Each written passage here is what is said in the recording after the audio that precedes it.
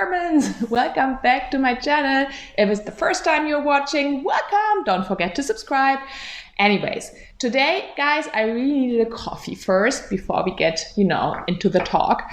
Because, I don't know, I'm so tired lately and I honestly don't know what's going on.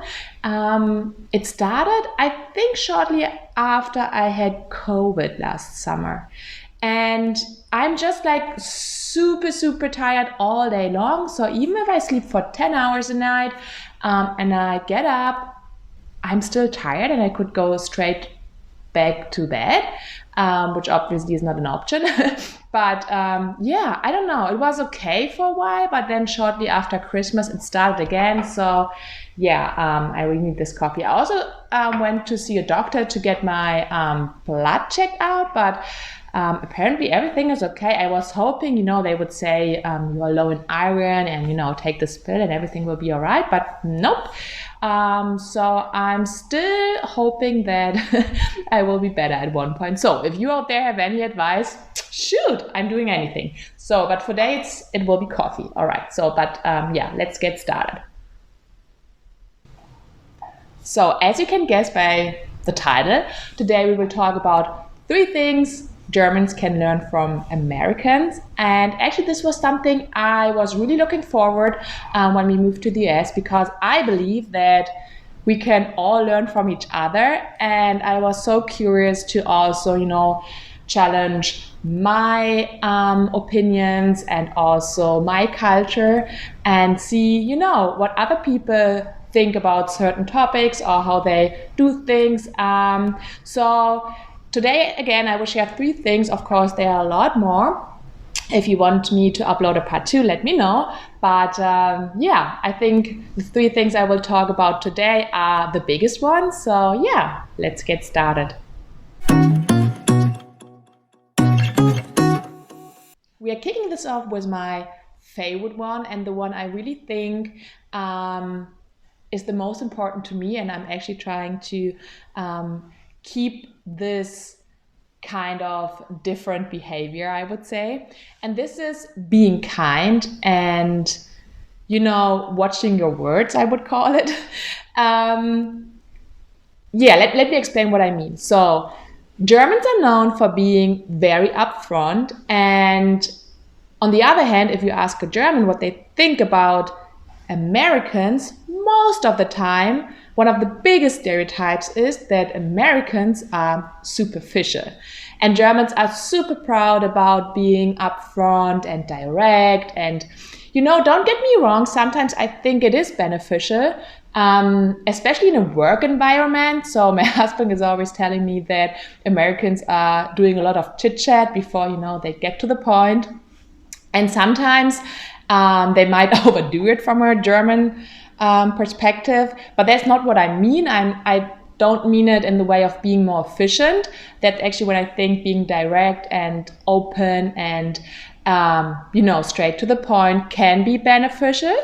But what I'm talking about is in a day-to-day life and when you communicate with other people. Because what I've noticed is that Germans, and I already noticed is when when we went back in August for a short trip to Germany, and just being away for a few months, I noticed it, straight away, that Germans are, they call it being direct again and being open, but sometimes I think they are oversharing and they also hide being rude, by saying they are open and honest, which they are. You will, if you talk to a German, you will most likely, they will let you know they are thinking, even if you haven't asked for it. And that's the point. So first of all, sometimes people don't want to know what your opinion is if they don't ask you. And it can still hurt someone, even if you didn't mean to. But then I believe now that you can say the same thing in different ways, and you can still get the message across, but don't say it the way or don't use the words German do. I don't know if that makes any sense. So I will still be open and honest, and of course, with my friends, I'm brutally honest sometimes, and I will still do that. But I would try to watch my words and try not to hurt other people, and making that okay by saying, "Oh, but I'm German and I'm proud to be upfront." So maybe those thoughts are some food for thoughts for my German followers to think about the next time you're sharing your opinion and you're, sharing your thoughts. Think about if this is really beneficial and if there's maybe another way of getting your thoughts across. And I also would like to add that I don't think that Americans are superficial. Of course, they are friendly and they ask you how you're doing by not really, you know, implementing that they really want to know how you're really doing. But I rather prefer to enter a supermarket and, see people who are actually smiling at me and, who are friendly than going to a German supermarket where they don't even say hello. So I actually prefer that. And I also think it's just a different way of communicating. I mean, they might not say it directly, but if you have a friend and you ask them, okay, can you please share your openly your thought, they will do it, and they can be as honest as a German can be.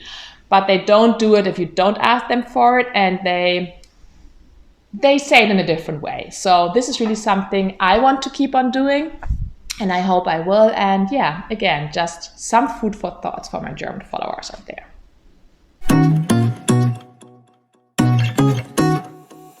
Okay, so this one is actually a little bit tricky, and I hope I will get the point across the way I wanted to, and maybe this will make you think about your thoughts a little bit and reevaluate what you were thinking before. Maybe not, and that's also cool. So, of course, you don't have to agree.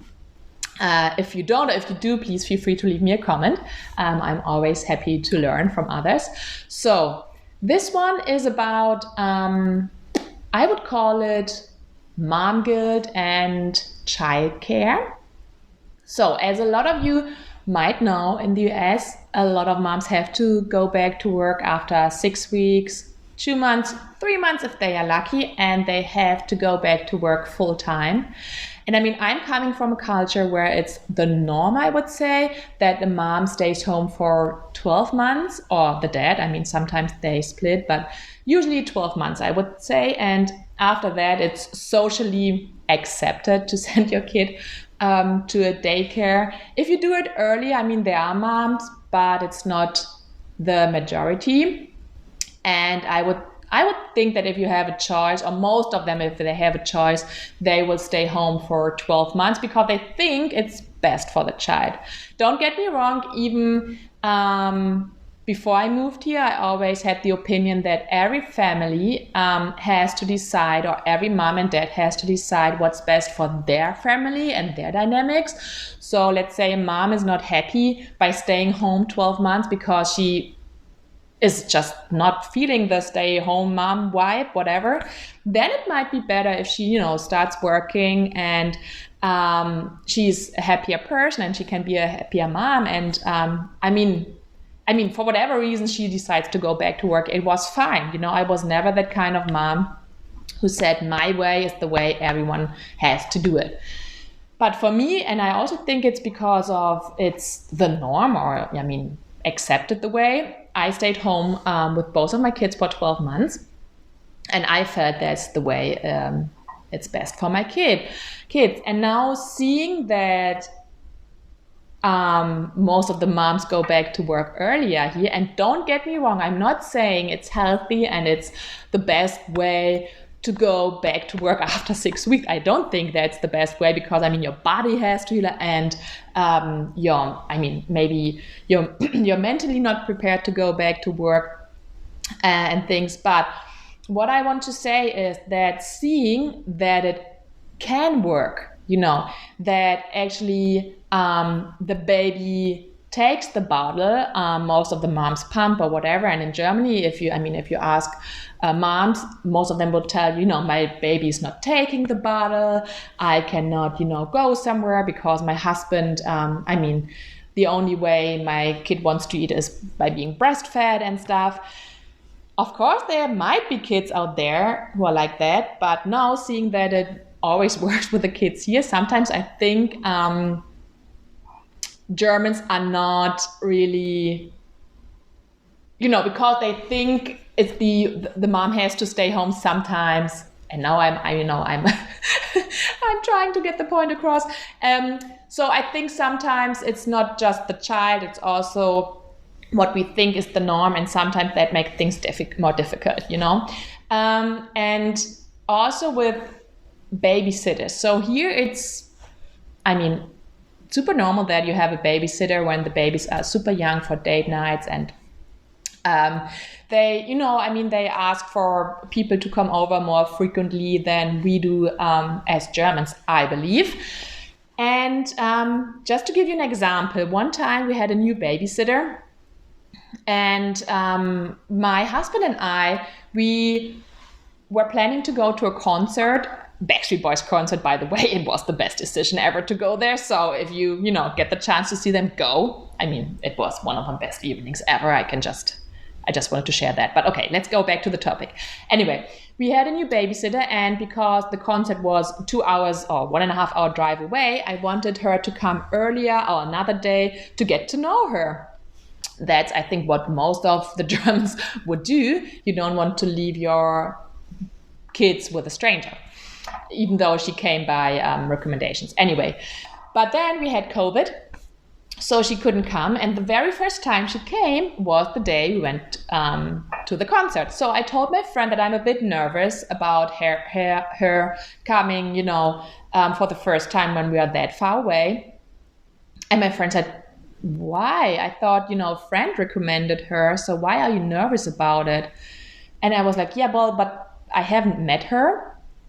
And she was like, yeah, but she's certified, she's a nanny, so what can go wrong? And I think they just think about it a different way. It's a kind of, you pay for it and you get what you pay. And of course, the nanny will be fine. And she was right. It was just okay. And sometimes I think German overthink it, and it was just okay to have someone here who is a certified nanny and who will take excellent care of your kids, and the kids had fun and so on. So, what could have gone wrong? And sometimes I feel Americans are more relaxed with that, handing your kids to other people. And I know that all my German friends, or a lot of them, like, oh, it's not good for their mental health if, they go to daycare. It's so early and whatnot. But I don't think that all the American kids have mental issues because of that. I'm not saying that's the best, and everyone has to decide for themselves. But maybe I will be a little bit more leaned back when, thinking about babysitting or going back to work, or, taking time for myself or my husband, if that makes sense. So again, I just hope you got what I wanted to get across. Yeah, I hope so. I somehow doubt it, but yeah, I don't know.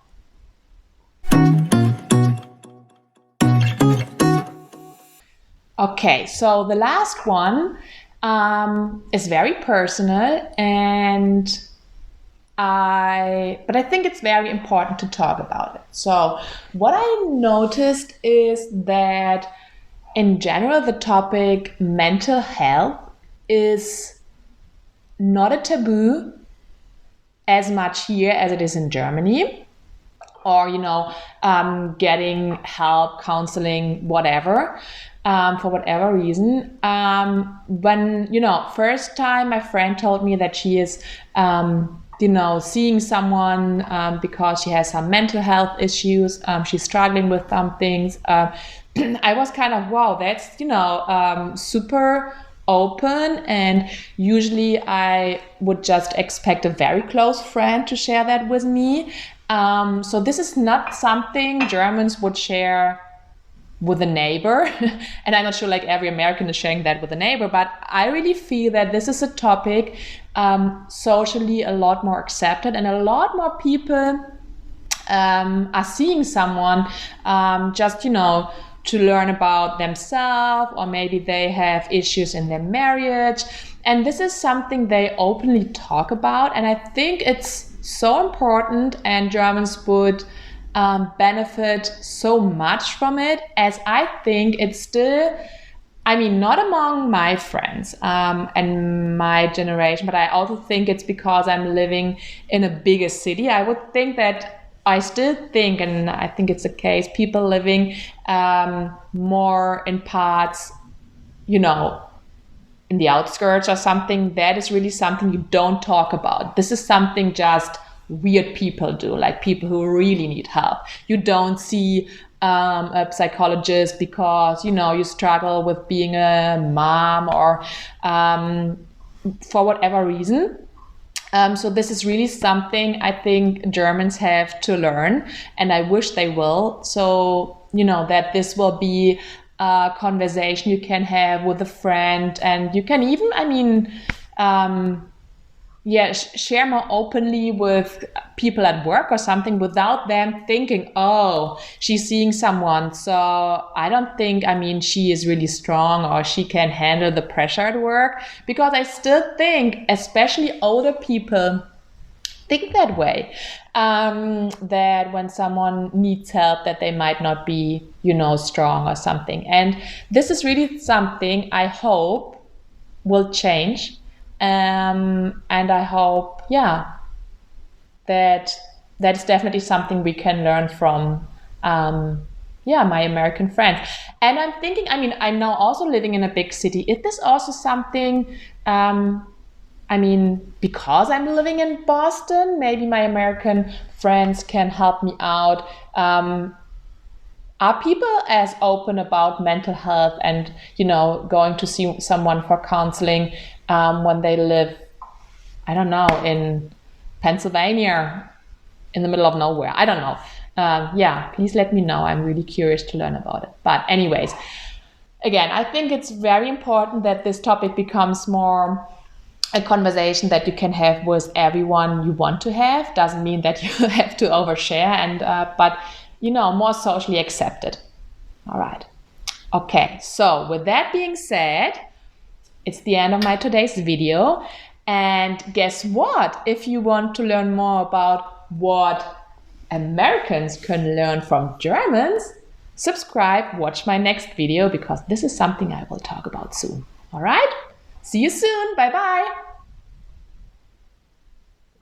Did I just cheer like with my coffee cup? Oh gosh, I think I need a drink.